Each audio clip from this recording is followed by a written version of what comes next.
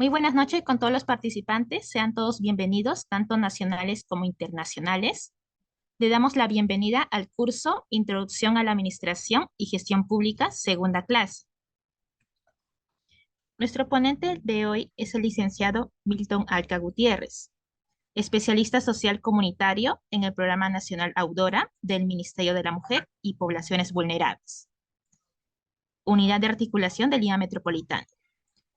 Consultor en Gerencia General de Planeamiento, Presupuesto y Modernización, Supervisor Técnico, Programa Nacional de Empleo Juvenil, Jóvenes Productivos. Es especialista en Gestión Pública y Modernización, analista de Modernización de la Gestión Pública y Ministerio de la Mujer y Poblaciones Vulnerables. A continuación, le estaré dando el pase al licenciado Alca para que pueda iniciar con el curso. Ya puede comenzar. Ya, muy bien. Bueno, habíamos hablado de los sistemas funcionales y consideramos que estos sistemas administrativos deberíamos de profundizar en ese sentido, ¿no?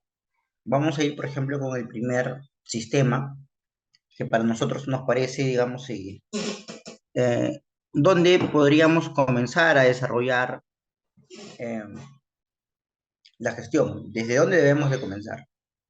Todo en el Estado se planifica, ¿no? El Estado no es una entidad que un día a otro se le da la gana de comprar, no sé, pues 20 patrulleros y ya los compra, ¿no?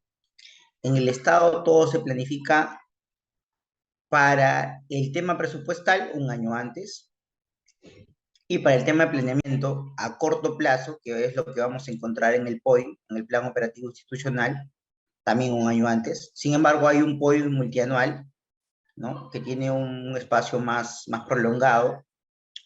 Y tenemos también, pues, acá el planeamiento estratégico institucional, ¿no? Que podríamos decir que es el documento a mediano plazo que desarrollan las entidades de la administración pública. Anteriormente a ello, tenemos un documento, bueno, un documento más amplio, diré, es el PSEC, ¿no? En los ministerios, en los sectores, que son los planes multisectoriales, ¿no? No, el multianual sectorial, ¿no? El PSEC. Y luego tenemos,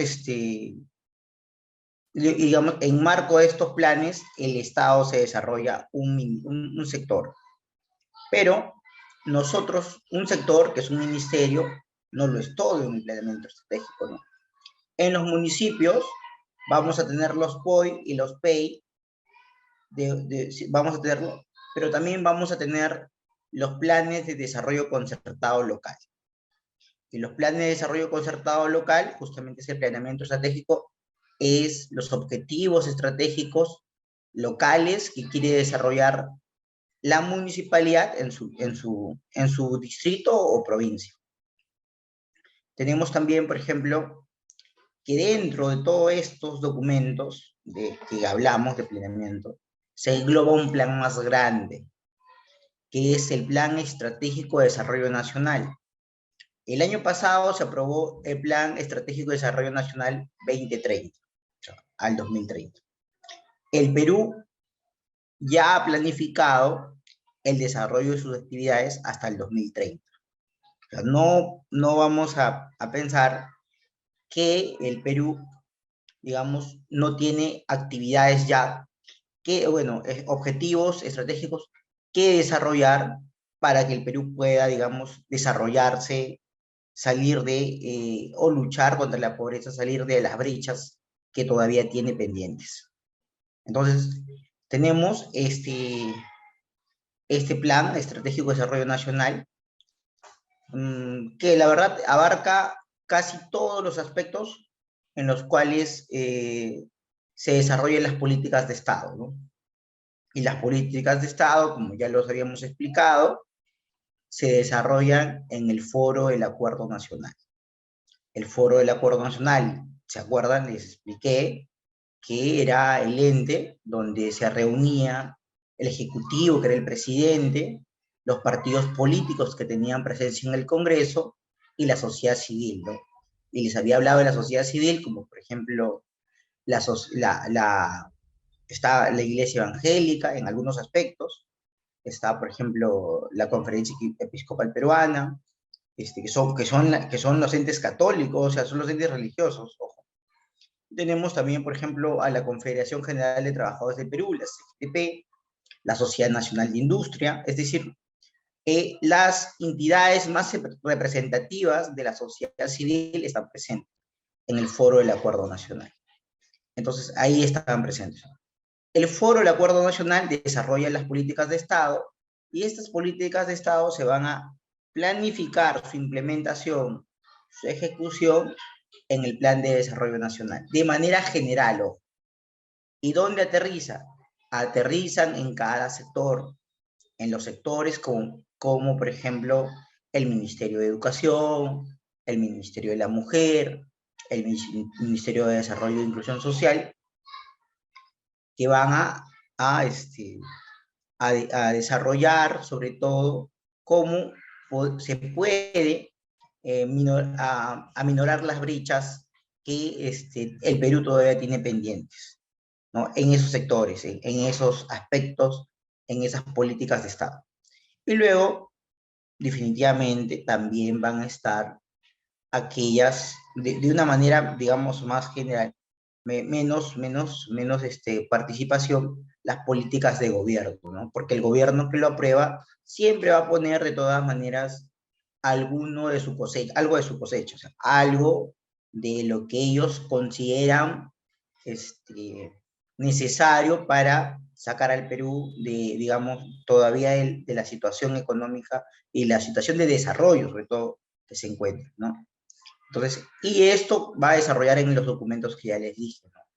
Plan estratégico, plan de desarrollo concertado de desarrollo regional y local, que lo van a establecer los gobiernos regionales y municipales. Ahora me preguntarán, ¿el alcalde, el gobernador regional, puede imponer, digamos, alguna actividad, algún proyecto que no se enmarque dentro de estas políticas generales o de este plan de desarrollo nacional? No. Todo debe desarrollarse, estar alineado a estos tipos de objetivos estratégicos que tiene el Estado. Pero, ¿cómo lo vamos a eso? Pero como ustedes pueden darse cuenta, en realidad todo es justificable, ¿no? Y las personas que sepan desarrollar y que conozcan el tema del planeamiento estratégico van a encontrar la manera de cómo justificar, digamos, un proyecto, como puede ser, no sé, pues una obra de infraestructura como un hospital, que es necesario para cerrar la brecha hospitalaria, de infraestructura hospitalaria, o puede ser un colegio para cerrar la brecha de infraestructura educativa, o puede ser, pues, otro tipo de proyectos que tienen, ¿no? Por ejemplo, puede ser un tema de residuos sólidos, ¿no? Entonces, todos esos temas que ustedes encuentren, bueno, todas esas brechas que pueden identificar en una región, en un municipio, lo pueden definitivamente justificar en el marco de, eh, de los planes nacionales, ¿no? Como es el Plan Estratégico de Desarrollo Nacional, y hay muchos planes también nacionales, ojo, por ejemplo, hay el plan de niño, niña, adolescente, está el plan de desarrollo e inclusión social, está pues el plan de cierre de brechas de igualdad de oportunidades de la mujer. Existen diversos planes que desarrollan los ministerios y en el marco de esos planes también debe de orientarse, debe de alinearse, debe de guiarse los gobiernos regionales y locales, ¿no? Entonces, eso tenemos. Entonces, el planeamiento estratégico en el Perú ha sido creado por la ley 28522, ley que crea el Sistema Nacional de Planeamiento Estratégico y el Centro Nacional de Planeamiento Estratégico, CEPLAN. CEPLAN, ¿no? CEPLAN establece que el Sistema Nacional de Planeamiento Estratégico, el conjunto de órganos estructurados e integrados funcionalmente destinados a conducir, desarrollar la planificación concertada con instrumentos técnicos de gobierno, orientador, ordenador de acciones necesarias para lograr el desarrollo integral del país. Y como ustedes se pueden dar cuenta, esto se desarrolla en el marco de un sistema nacional. Y el sistema nacional ese es el SINAPLAN, ¿no? Son, digamos, o sea, es el Sistema Nacional de Planeamiento Estratégico, pero sus siglas y se desarrolla como SINAPLAN, ¿no? La gente le dice SINAPLAN, que es el conjunto articulado e integrado de órganos, subsistemas y relaciones funcionales que va a coordinar y viabilizar el planeamiento nacional. Ojo, el CEPLAN es un organismo técnico especializado que ejerce la rectoría efectiva del SINAPLAN. En este caso, el planeamiento estratégico lo ejerce como un organismo técnico especializado, el CEPLAN. Tiene un consejo directivo, o sea, tiene su estructura, sus unidades, que lo que van a, sus órganos y unidades, que lo que van a hacer es, de otra manera, orientar, sacar documentos normativos, orientaciones, directivas, procedimientos, eh, ¿qué más? Algunos comunicados de carácter general, establecer los plazos. Es decir, ellos van a establecer el conjunto o el marco normativo en el aspecto de planeamiento estratégico, que va a ayudar a que todas las entidades del Estado, como los municipios, como los gobiernos regionales y como los mismos ministerios, puedan eh, eh, realizar un mejor y efectivo implementación, no, desarrollo de sus desarrollo, planeamiento de sus acciones y actividades. Entonces, ese es el CEPLAN, ¿no? Luego tenemos este ente rector, como ustedes pueden ver, es algo que yo les he explicado, ¿no? El CEPLAN es el ente rector y va a desarrollar este tipo de órgano orientador a los gobiernos regionales y locales. También al gobierno nacional, es decir, al ejecutivo, a los ministerios, a los sectores, y a otros organismos de gobierno. También a los organismos constitucionalmente autónomos, ¿no? Es decir, ese plan desarrolla de manera transversal la rectoría con distintos niveles de gobierno y también con sectores, o sea, es multisectorial. Entonces tenemos esto, se basa en el Acuerdo Nacional, que es un organismo nacional de consensos. Ojo. El rol de ese plan y las ventajas del planeamiento estratégico. Mira, el rol es brindar políticas, es brindar a todos los niveles las políticas nacionales a través del PEN. El PES es el Plan Estratégico de Desarrollo Nacional. Ahora el PES es al 2030 y brinda los lineamientos requeridos para la articulación entre las políticas públicas, el planeamiento estratégico, el planeamiento operativo, tanto a nivel sectorial como territorial. Cuando nos dice sectorial, vamos a tener que entender que son ministerios. Y cuando nos habla de territorial, vamos a entender que son las jurisdicciones territoriales, que son los municipios, que son los distritos, las provincias, las regiones. ¿Ok? Y de esa manera.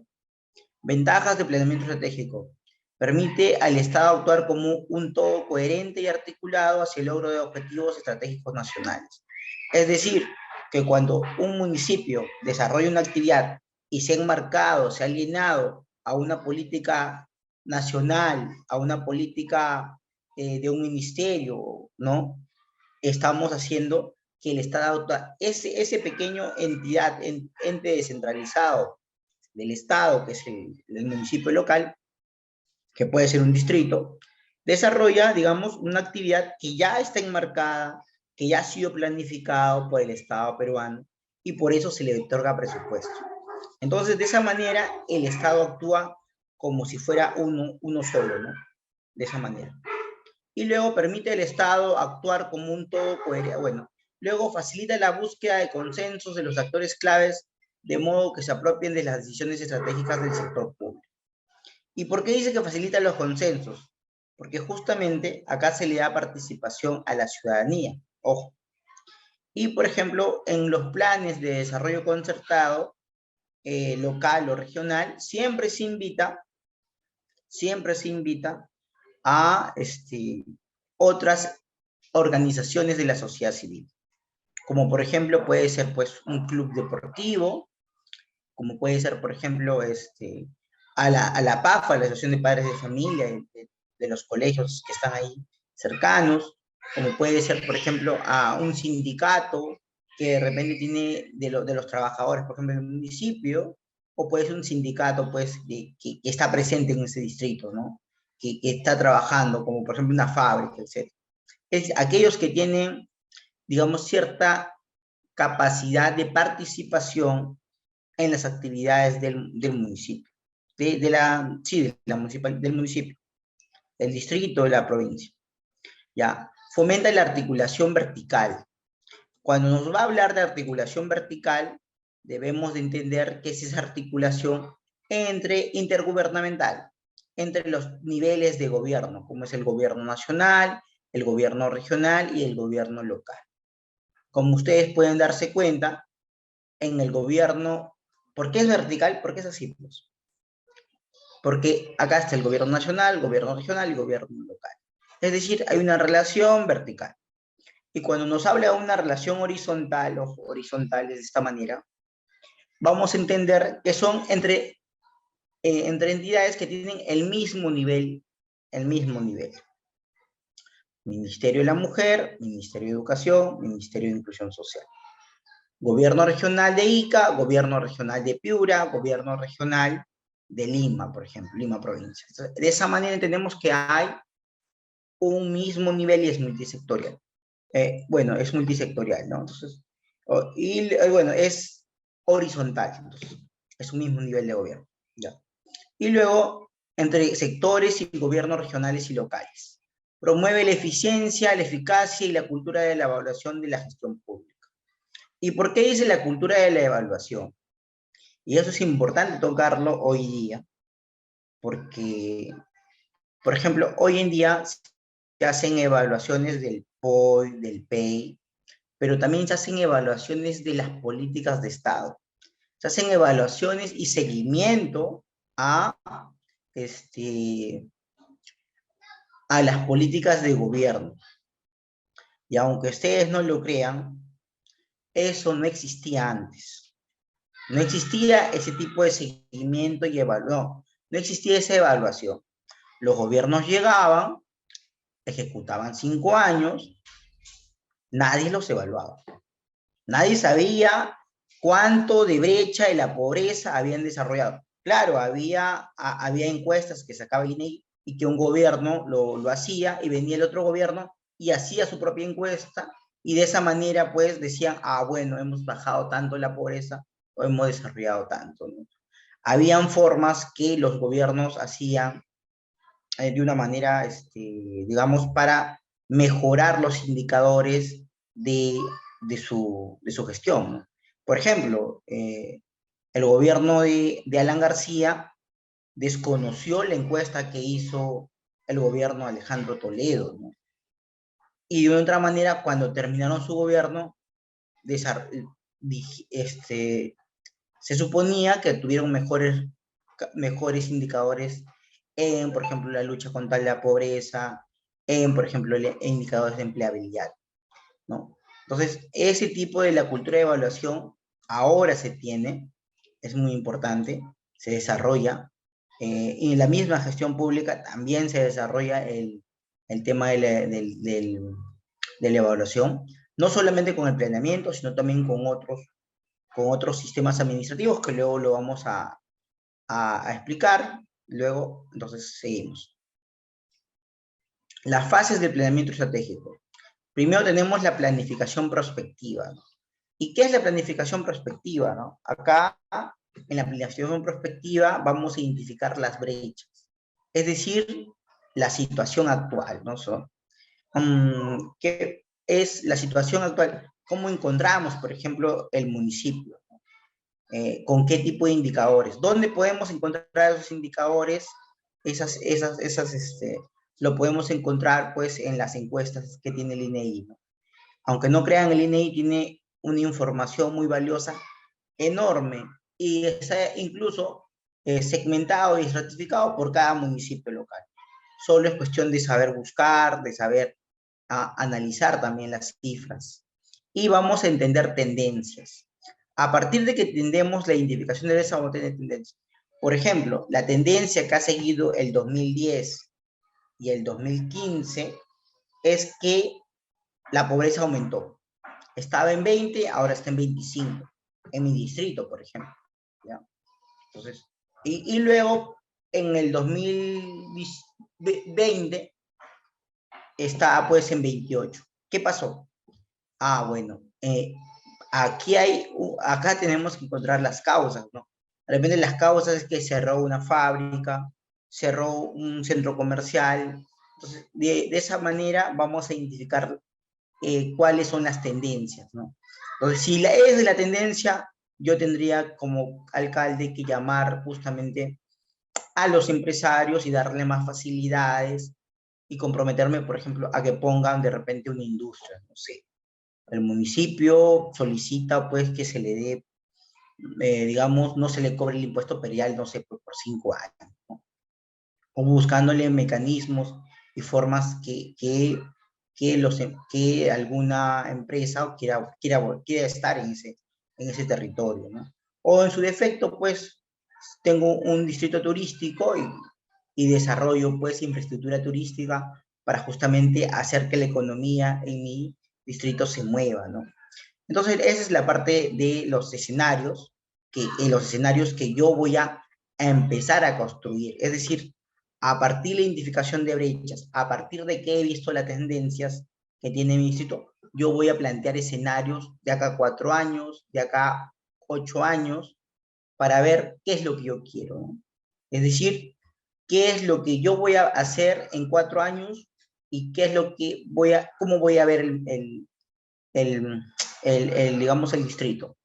No sé, pues, lo voy a ver como un distrito con, por ejemplo, 4 o 5 infraestructuras hospitalarias, o 3 o 2 infraestructura educativa, o infraestructura también turística, ¿no? Entonces, de esa forma vamos a desarrollar los escenarios que queremos desarrollar. Ojo, no todo es cemento, ¿no?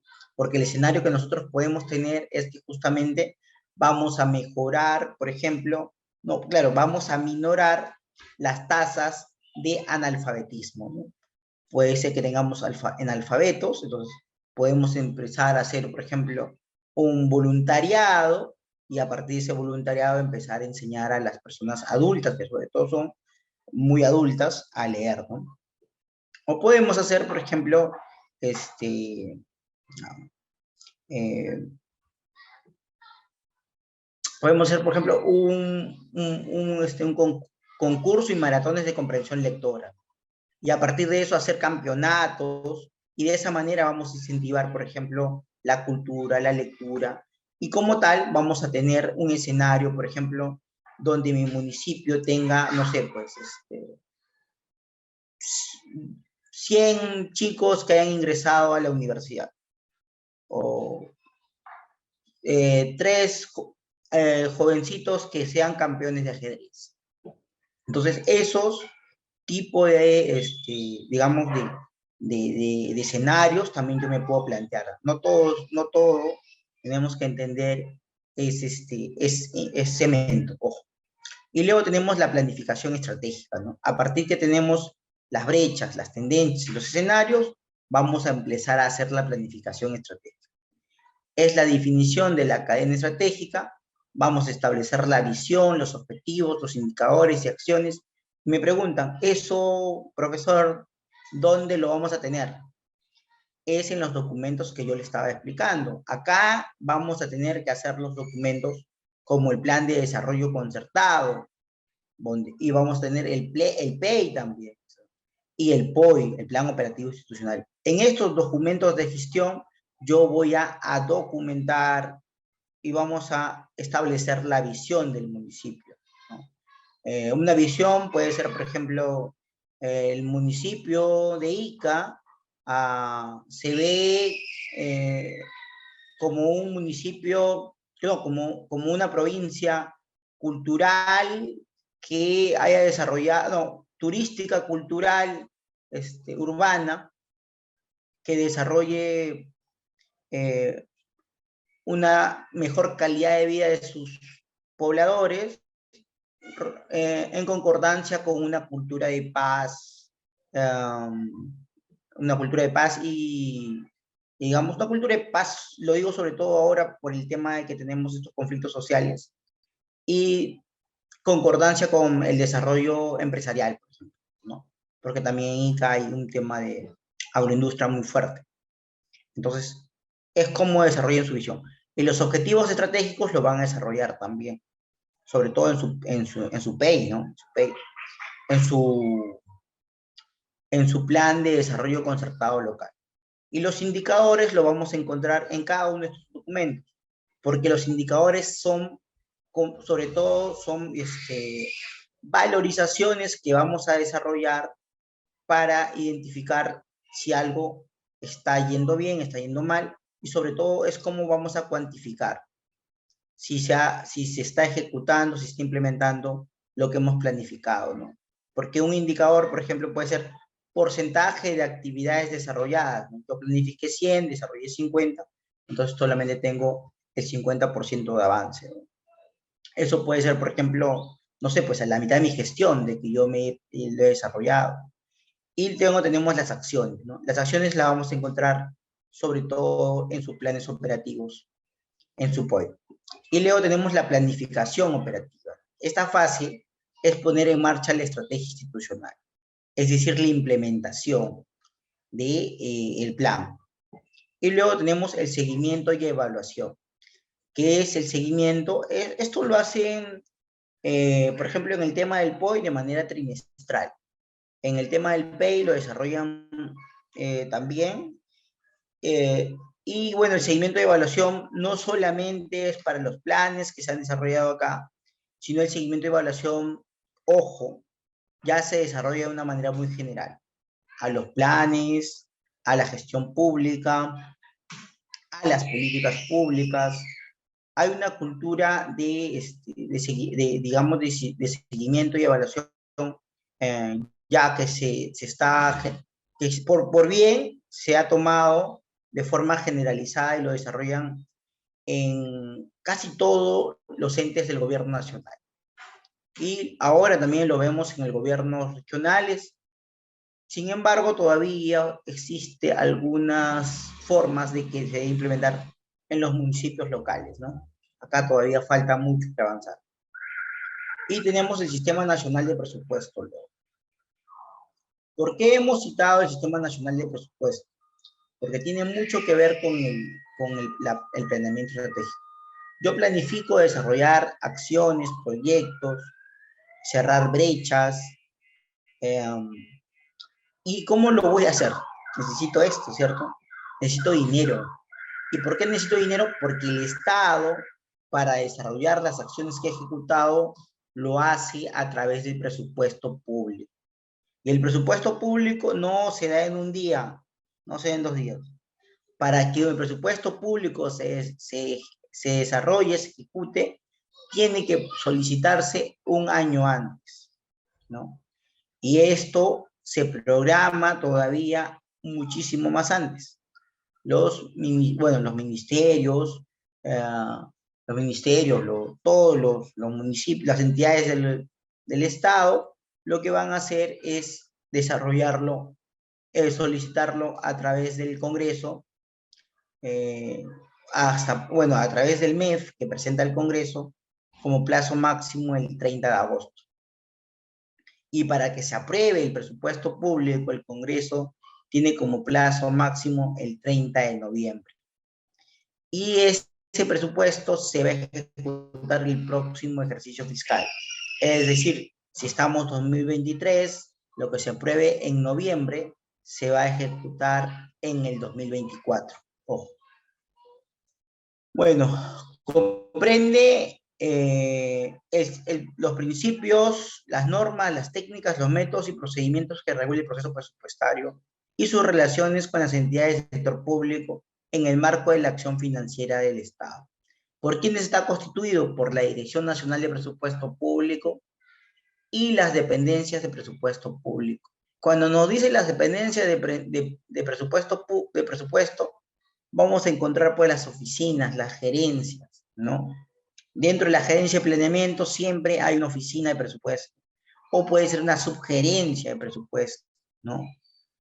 Entonces, en realidad el presupuesto es muy importante porque ahí está la ejecución, no, claro, cómo se va a poder distribuir para poder desarrollar las acciones que se ha emprendido, se ha planificado, digamos, esa entidad del Estado, que puede ser un municipio, que puede ser un gobierno regional o un ministerio, por ejemplo. Y tenemos las definiciones, ¿no? Hay algunas definiciones que nos parece importante, como por ejemplo la definición de gastos públicos, que son el conjunto de erogaciones que por concepto de gasto corriente o gasto de capital o servicios de la deuda realizan las entidades del Estado. A ver, cuando nos habla de gasto corriente, vamos a entender, por ejemplo, que son los gastos que siempre se realizan, ¿no? Como la planilla, como la compra de materiales, ¿no? ¿No? Eso, o sea, que se va a que se va a gastar, que se va a desarrollar. Y luego tenemos los gastos de capital. En los gastos de capital sí hay una gran diferencia, porque en los gastos de capital la diferenciación es que vamos a identificar que el patrimonio del Estado se va a acrecentar, va a aumentar. El gasto de capital, por ejemplo, acá podemos tener los gastos que se desarrollan en la ejecución de proyectos de infraestructura, ¿no? Gastos de capital. Y tenemos el servicio de la deuda. El servicio de la deuda, como bien lo dice, es el presupuesto destinado a qué? A pagar una deuda que la entidad haya podido realizar o, en su defecto, ¿no? Que ya lo tenga con anterioridad, ¿no? Muchos municipios están endeudados, ¿no? Pero para tener la deuda, para que un municipio se endeude, tiene que tener la opinión favorable del Ministerio de Economía y Finanzas. O bueno, cualquier entidad, en realidad. ¿No? Cualquier entidad para pedir un préstamo tiene que tener la opinión del Ministerio de Economía y Finanzas. Y también necesita la opinión de la Contraloría General de la República. Ojo, sin embargo, la opinión de la Contraloría General de la República no es de carácter vinculante. Realizan las entidades con cargo a los créditos presupuestarios aprobados en los presupuestos respectivos y orientados en la atención y prestación de servicios públicos y acciones desarrolladas por las entidades de conformidad con sus funciones y objetivos institucionales. Otra definición que debemos entender es el pliego presupuestario. ¿Por qué? Porque el presupuesto, justamente a través del PIA, ¿no? El presupuesto institucional de apertura, que van a empezar, se desarrolla acá, a través de un pliego presupuestario. Acá el Estado, a través del MEF, va a distribuir el presupuesto a un pliego presupuestario, ¿no? Y el pliego presupuestario lo va a distribuir internamente a la unidad ejecutora, en el marco de las normativas que tiene que desarrolla el ente rector, que son los órganos del ministerio, claro, que son los entes rectores, que son los órganos que tiene el Ministerio de Economía y Finanzas. Entonces tenemos el pliego, que son las entidades que tienen aprobado una asignación presupuestaria en la ley anual de presupuesto, desde un punto de vista operativo.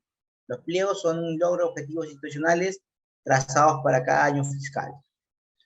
Y tenemos pues justamente que acá se desarrollan los presupuestos institucionales de apertura, ¿no? Ya. Luego tenemos la unidad ejecutora, ¿no? Las unidades ejecutoras son las unidades orgánicas que tienen a cargo la ejecución de un programa o proyecto de inversión pública y dependen de una entidad pública, así como de las empresas del sector público no financiero que ejecutan proyectos de inversión pública, ¿no? Las unidades ejecutoras siempre van a estar y van a depender de un pliego presupuestario. Y tenemos el titular del pliego. El titular del pliego es la más alta autoridad ejecutiva de la entidad. En un ministerio, el titular del pliego vendría a ser el ministro. En un municipio local, distrital, el titular del pliego vendría a ser el alcalde. ¿no? En un gobierno regional, el titular del pliego vendría a ser el gobernador regional, ¿no? Que es el responsable de la gestión presupuestaria de la misma, estando al tanto encargado de dictar lineamientos de priorización de gastos, a fin de garantizar el cumplimiento de metas programadas de acuerdo a los objetivos institucionales que el mismo establece para el año fiscal. Ojo. Bueno, acá tenía una clasificación del gasto.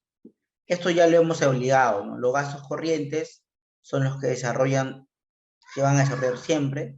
Tenemos, por ejemplo, reserva de contingencia, personal, pensiones, bienes y servicios, donaciones, transferencias. Ojo, esa es la categoría del gasto, que dice, son todos los gastos destinados al mantenimiento o operación del servicio que presta el Estado. Ojo. Y acá tenemos gasto de capital, que son donaciones, transferencias de capital, otros gastos, adquisición de activos no financieros y adquisición de activos financieros, ¿no? Son todos los gastos destinados al aumento de la producción o al incremento inmediato o futuro del patrimonio del Estado. Ojo. Y por último tenemos el servicio de la deuda, que es el servicio de la deuda pública, que son todos los gastos destinados al cumplimiento de obligaciones originadas por la deuda pública, sea interna o externa. Y luego tenemos el Sistema Nacional de Programación Multianual y Gestión de las Inversiones, más conocido como INVIERTP. Antes que INVIERTP estaba el SNIP, era un sistema, digamos, un poquito más engorroso. Y sobre todo los alcaldes, que la verdad que ahora entiendo por qué, porque en los municipios desarrollar digamos, proyectos de inversión es muy difícil, ¿no? Sobre todo por el tema de el presupuesto que tienen, ¿no? El presupuesto que les dan es, digamos, no es el... ¿Sí? Nerida Odalis, ¿estás hablando? Ya, ok, seguimos. Nosotros acá en los municipios vamos a encontrar que existe una gran brecha de infraestructura. Por ejemplo, cuando vamos por Comas o vamos por Los Olivos, vamos a encontrar que hay un gran malestar por el estado situacional de las carreteras, ¿no? Las carreteras tienen muchos baches, tienen muchos huecos, no están en mantenimiento. Entonces, ahí vemos que nosotros existe una gran brecha de infraestructura.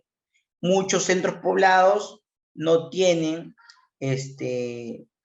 digamos, cómo llegar a su lugar, a su centro poblado. No tienen cómo llegar a su casa porque no hay carretera para todos, ¿no?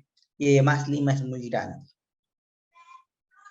Entonces, para que se desarrolle, por ejemplo, una carretera o algún tema de infraestructura, debe pasar por este sistema, ¿no? Ojo, y el sistema nació mediante decreto legislativo 1252 en el 2016, ¿no? Pero entró en vigencia en el 2017. Entonces, el sistema administrativo tiene como finalidad orientar el uso de recursos públicos destinados a la inversión para la efectiva prestación de servicios y la provisión de la infraestructura necesaria para el desarrollo del país. Entonces, el ente rector del sistema de INVIERTP es la Dirección General de Programación Multianual de Inversiones, que va a ser el ente rector, y tiene la calidad más alta de autoridad técnico-normativa y administrativa en el Banco de Inversiones. Dicta los procedimientos, los lineamientos, la programación multianual de inversiones y el ciclo de la inversión, supervisando su calidad. Ojo. Elabora el programa multianual de inversiones del Estado, de todo el Estado. Tiene principios rectores este sistema. A ver, uno de los principios es que la programación multianual de inversión debe de ser realizada considerando principalmente el objetivo del cierre de brechas de infraestructura y de acceso a servicios públicos para la población. Si a nosotros, en nuestra municipalidad, nos faltan 2 colegios, ¿cuál vendría a ser la brecha? Esos 2 colegios, pues, ¿no? Esa brecha para poder cumplir con darle infraestructura y servicios educativo a los niños, niñas, adolescentes, justamente es eso, ¿no? De repente están en salones prefabricados, y en los salones prefabricados pasan frío o pasan mucho calor. Entonces, para mejorar esa calidad del servicio y para darle una mejor, construir infraestructura, que es el cierre de brechas de infraestructura, vamos a entender que tiene que ser justamente un proyecto de inversión pública. Pero ahora también están los IOR, ¿no? ¿Y qué son los IOR? Los IOR son justamente aquellos, aquellas inversiones que están destinadas a refaccionar, a reparar, digamos, algún servicio que ya se viene desarrollando en el Estado. Entonces, ese es el IOR. Y tenemos, bueno, es una inversión pública, ¿no? Y tenemos, por ejemplo, también que los fondos públicos destinados a la inversión deben relacionarse en efectiva prestación de servicios y la aprobación de infraestructura necesaria para el desarrollo del país, con un enfoque territorial, ¿no? Es decir, que el Estado va a invertir en la prestación efectiva de bienes y servicios. Y de preferencia tiene que ser un tema de provisión de infraestructura, ¿no? Para que el país, para que él tenga, digamos, muchísimo más patrimonio. Y esto no solamente sea en Lima, sino sea en todo el Perú. Los recursos destinados a la inversión deben procurar el mayor impacto en la sociedad. Cuando nos dice eso, quiere decir que el proyecto debe tener un impacto en la mejora y calidad de vida de las personas, ¿no? Ojo. Y esa obra de impacto, por ejemplo, puede ser, no sé, saneamiento, ¿no? Por ejemplo, agua y alcantarillado, ¿no? Hay una gran diferencia cuando una casa tiene el agua cerca, al abrir el caño, y cuando tienen que sacar agua y comprarla a través, por ejemplo, de cisternas. O como era antes, bueno, como yo lo he visto, ¿no? Donde era antes, sacaban agua de una pileta, ¿no? Ese tipo de infraestructura se debe de mejorar, ¿no? Porque eso es justamente lo que va a mejorar y dar un mayor impacto en la sociedad, ¿no? Que puede ser, por ejemplo, agua y alcantarillado, ¿no? Para que las personas estén, digamos, en una situación de salubridad muchísimo mejor que al tener un pozo ciego. Eso es, por ejemplo, un ejemplo, solamente un ejemplo, ¿no? O sea, ese mayor impacto en la sociedad es mejorar la calidad de vida de las personas. ¿Y cómo lo es? ¿Cómo mejoramos la calidad de vida de las personas? A través de proyectos que mejoren la infraestructura pública. La inversión debe de programarse teniendo en cuenta la previsión de recursos para su ejecución y su adecuada operación y mantenimiento mediante la aplicación del ciclo de inversión. Es decir, que los proyectos que se van a ejecutar en un municipio no solamente sean, oye, lo vamos a realizar, ya vamos a hacer este hospital, por ejemplo. Muy bien, hacemos el hospital, pero resulta que no tenemos el dinero para su mantenimiento, ¿no? Es decir, los, los señores que se van a venir a curar y que de repente le vamos a cobrar un pequeño dinero por las citas o por algún tema más, ojo, tiene que tener, tiene que tener para su mantenimiento. O sea, no solamente para la operación, sino para que esto sea mantenido en el tiempo permanentemente. Ojo. ¿Y cómo lo logran? De distintas maneras, ¿no? Por ejemplo, la entidad puede tener recursos directamente recaudados. Es decir, tu hospital puedes cobrar por cita a aquellos que no tienen seguro, no sé, 10, 12 soles. ¿Ya? Y a partir de esa recaudación, yo voy generando para poder darle mantenimiento. ¿Y qué es el mantenimiento? Por ejemplo, la refacción de sus ventanas, la refacción del baño, las refacciones de la infraestructura, ¿no? O el pintado de pared. Entonces, de esa manera, ese es el mantenimiento que se va a desarrollar a la infraestructura, para que la infraestructura no pues sea mantenible, no solamente el proyecto dure 5 años, ¿no? Sino esto se prolongue en el tiempo y llegue, no sé, por 20, 30 años. y la infraestructura tenga una capacidad, o sea, tenga un uso y una capacidad que haya devuelto justamente y haya mejorado, devuelto, digamos, ese dinero que se invirtió, o en su defecto también que mejore la calidad de vida de manera significativa de las personas.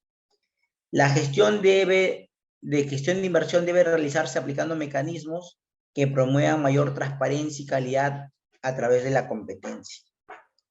Acá lo que nos dice es que justamente que la inversión que se va a realizar no, no solamente sea de forma soterrada o sea de forma oculta, no, sea de una manera abierta para que los ciudadanos lo conozcan.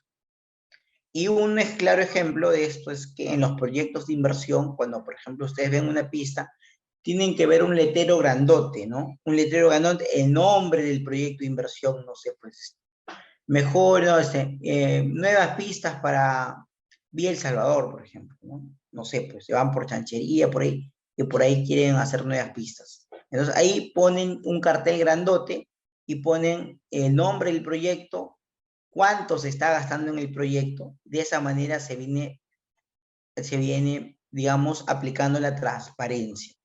Si un municipio, si un distrito no quiere, por ejemplo, publicar cuánto se está gastando en la construcción de este colegio, pues no está utilizando los mecanismos de transparencia. Porque es bueno que el ciudadano sepa cuánto se está gastando en una infraestructura que se está haciendo con sus recursos, con sus impuestos, ojo.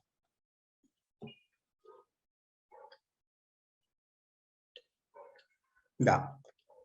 Este es el ciclo de la inversión. El ciclo de la inversión vamos a entender como primer fase la programación multianual de inversiones, ¿no? Que se puede hacer en un periodo de trianual, o sea, de 3 años. Tiene como objetivo lograr la vinculación entre el planeamiento estratégico y el proceso presupuestario. Ojo, es decir, que yo tengo que hacer mi proyecto de inversión en el marco de los documentos que se han desarrollado en el planeamiento estratégico. Por ejemplo, en mi plan de desarrollo concertado local, o tiene que estar dentro de los objetivos del PEI, del Plan Estratégico Institucional, y tienen que estar en las actividades que desarrolla el POI, ¿no? Es decir, de esa manera vamos a nosotros articular y vincular el planeamiento estratégico con la inversión pública. Y cuando yo lo vinculo con el planeamiento estratégico, de igual manera lo estoy vinculando con el proceso presupuestario, ¿no? Ojo. ¿Por qué? Porque cuando ustedes estén en la gestión pública, va a haber una fase del POI que se llama el POI consistenciado. Y el POI consistenciado es que las actividades que tú vas a poner en tu plan operativo institucional tengan presupuesto público. Ojo. Entonces, esa va a ser, digamos, la selección de la cartera de inversiones orientado al cierre de brechas prioritarias, ¿no? De acuerdo a los objetivos y metas de desarrollo nacional, sectorial y territorial. Luego tenemos la formulación y evaluación. Esto va a comprender la formulación del proyecto de aquellas propuestas de inversión necesarias para alcanzar las metas establecidas. Tenemos que, por ejemplo, acá se va a hacer, digamos, las evaluaciones, claro, las evaluaciones, para, por ejemplo, desarrollar un proyecto. Ojo. Es el análisis de la rentabilidad social, así como las condiciones necesarias para su sostenibilidad, determinar si es viable o no. Y luego tenemos la ejecución, ¿no?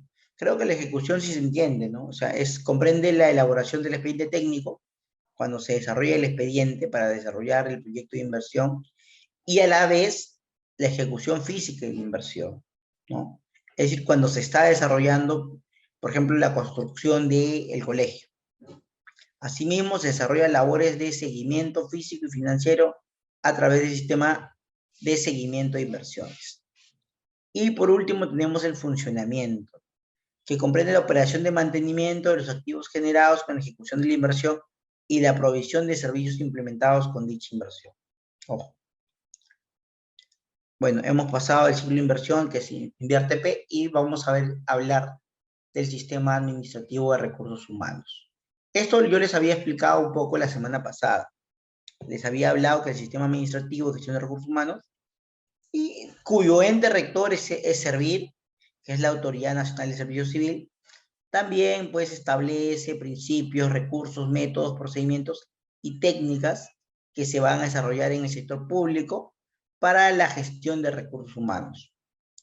Y este sistema administrativo de gestión de recursos humanos tiene 7 subsistemas, ¿no? Los cuales son, por ejemplo, la planificación de la política de recursos humanos, la organización del trabajo y su distribución, la gestión del empleo, la gestión del rendimiento, la gestión de desarrollo y capacitación, y la gestión de relaciones humanas y sociales. Ojo, esos son los subsistemas del sistema administrativo de gestión de recursos humanos, y cada uno va a desarrollar, por ejemplo, sus directrices, sus procedimientos para cada uno de estos subsistemas. Ese es un gráfico, lo mismo es que el sistema de recursos humanos. Y tenemos la clasificación de servidores civiles, ¿no? Los servidores civiles de las entidades públicas se clasifican en los siguientes grupos. Funcionario público. Bueno, y me dirán, profesor, ¿y el funcionario público quiénes son? Me van a decir. El otro grupo es directivo público. Ahora lo voy a explicar qué es directivo público. El 3, por ejemplo, tenemos servidor civil de carrera. Y el 4, el servidor de actividades complementarias. En cualquiera de estos grupos puede existir un servidor de confianza. Acá tenemos otro, la clasificación de los funcionarios públicos. Es decir, no solamente el funcionario público, sino que los funcionarios públicos se clasifican en funcionarios públicos de elección popular, directa y universal. Acá, ¿quién vamos a entender? Aquellos que vienen por las urnas. Por ejemplo, elección popular, el presidente de la República, ¿cierto? El gobernador regional, elección popular. ¿Quién más? ¿Quién más? Los alcaldes, elección popular. Después, ¿quién tenemos acá? Los rectores de las universidades. Antes no, ojo, ¿eh? Antes no lo elegían los estudiantes de manera directa, ¿no? Lo elegían eran elegidos a través de la asamblea universitaria, o los decanos eran elegidos a través de su consejo de facultad. Es decir, no era elección popular y no era directa antes de la ley universitaria. Ahora es de manera directa porque los estudiantes votan para elegir a sus decanos y sus rectores, y también votan de manera universal, ¿no? Sin embargo, acá en el tema universal todavía existen algunos planteamientos que quieren hacer diferentes partidos políticos, ¿no?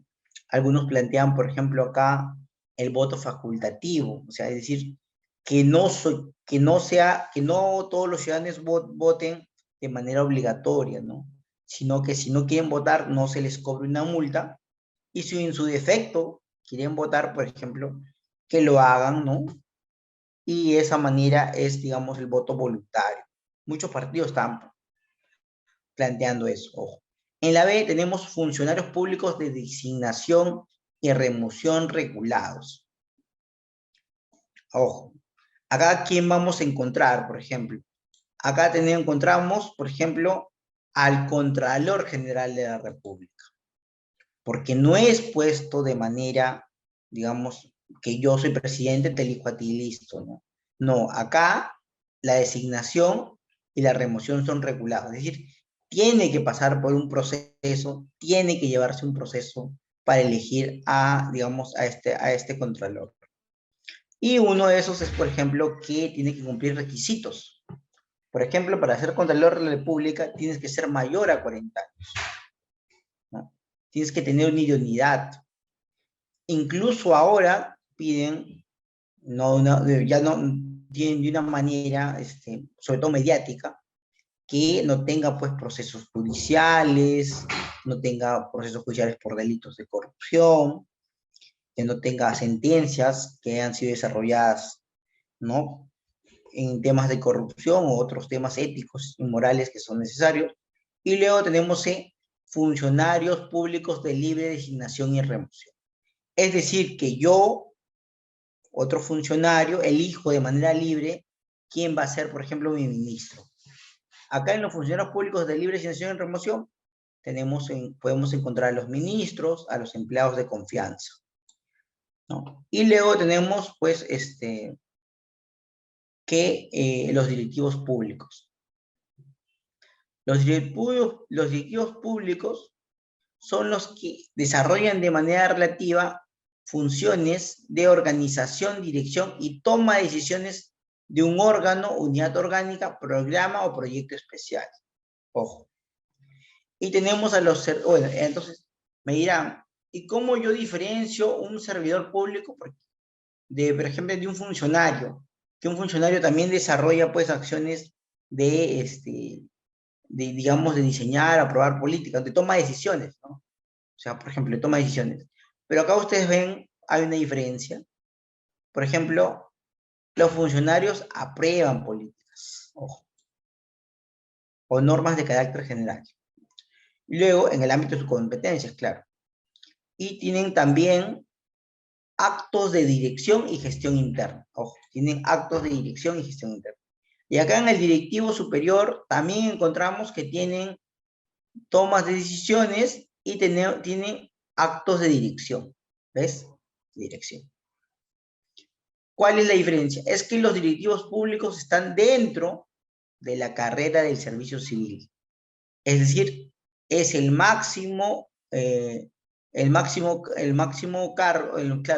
cargo puesto que yo puedo llegar a ser dentro de la carrera del servicio civil, ¿no? Está comprendido, todavía es un servidor público, ojo. Y tenemos tres: el servidor civil de carrera. Es el servidor que realiza funciones directamente vinculadas al cumplimiento de las funciones sustantivas o de administración interna de la entidad. Entonces tenemos eso. Y luego tenemos el servidor de actividades complementarias. Por ejemplo, yo soy servidor civil, ¿no? Yo soy especialista y justamente yo desarrollo actividades de administración interna, ¿no? Porque yo trabajo dentro del sistema administrativo de modernización del Estado, elaborando documentos de gestión, ¿no? Y eso son funciones relacionadas a la administración interna de la entidad, ¿no? Y, por ejemplo, las funciones sustantivas. Acá en las funciones sustantivas vamos a encontrar, sobre todo, a los servidores que desarrollan y hacen acciones donde se dan los servicios públicos, ¿no? Donde se desarrollan los bienes y servicios públicos, ¿no? No sé, pues una dirección que desarrolla políticas nacionales, ¿no? Esas van a ser, ¿no? La administración interna, como ustedes pueden dar cuenta y su nombre lo dice, aquellas para que se pueda gestionar de manera más eficiente la entidad. Y tenemos el servidor de actividades complementarias, ¿no? Es el servidor civil que realiza funciones indirectamente vinculadas al cumplimiento de las funciones sustantivas y de administración interna de la entidad. Por ejemplo, acá, ¿quién podemos tener? Al portero, ¿no? Podemos tener, por ejemplo, a la secretaria, ¿no? Al técnico administrativo, ¿no? Es el servidor de actividades complementarias. Y por último, tenemos a los servidores de confianza, ¿no? Los servidores de confianza pueden estar en cualquiera de esos puestos, pero no pueden superar, ojo, el 5% del total de puestos de la entidad, con un mínimo de 2 y un máximo de 50 servidores de confianza. Ojo. Entonces, eso es lo que nosotros podemos entender como los servidores de confianza. Bueno, hasta ahí hemos llegado, ya ha pasado la hora. ¿Alguna pregunta, Mireia, en torno al curso?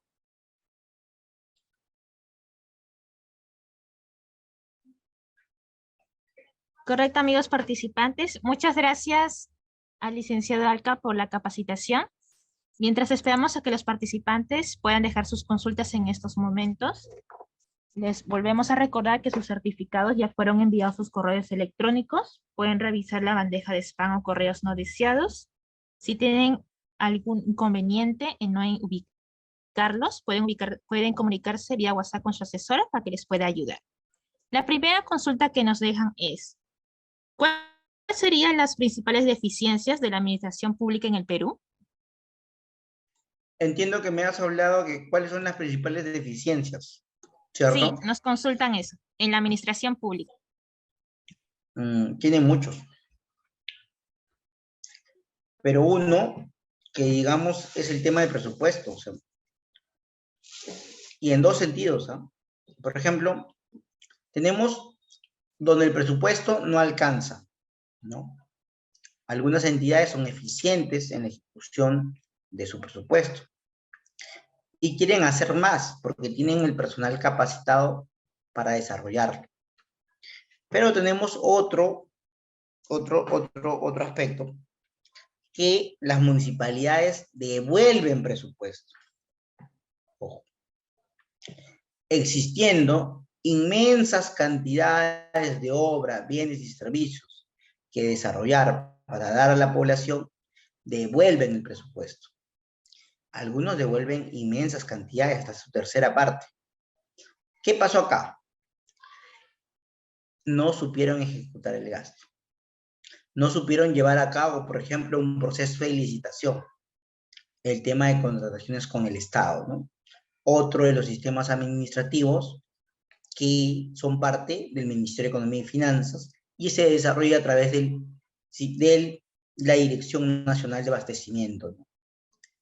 Y, por ejemplo, en el tema de contrataciones con el Estado, el ente supervisor es el OCE, ¿no? Es el organismo supervisor de contrataciones con el Estado, que te va a ver el tema de las contrataciones, los procedimientos para hacerlo de una manera más transparente y también eficaz. Entonces, por ejemplo, entonces tenemos ese tema, ¿no? Para mí el tema es el presupuesto, es un tema fundamental, pero el tema de presupuesto, como ustedes pueden verlo, va acompañado de planeamiento estratégico. Ojo. Y acá otro tema que podemos verlo en los gobiernos locales, en los municipios, es el tema de fortalecimiento de capacidades. Es decir, cómo nosotros capacitamos a nuestros servidores para que ellos puedan trabajar de manera más eficiente. Entonces, eso es un ejemplo. ¿Ya? Tenemos el tema del presupuesto. Y el tema del fortalecimiento de capacidades, que es un tema de recursos humanos en las entidades del Estado. Ojo. ¿Alguna otra pregunta, Mireya? ¿No hay más consultas, licenciado? Entonces, amigos participantes, agradecemos su participación y preferencia. Eso sería todo por hoy. Que pasen una buena noche. Muchas gracias.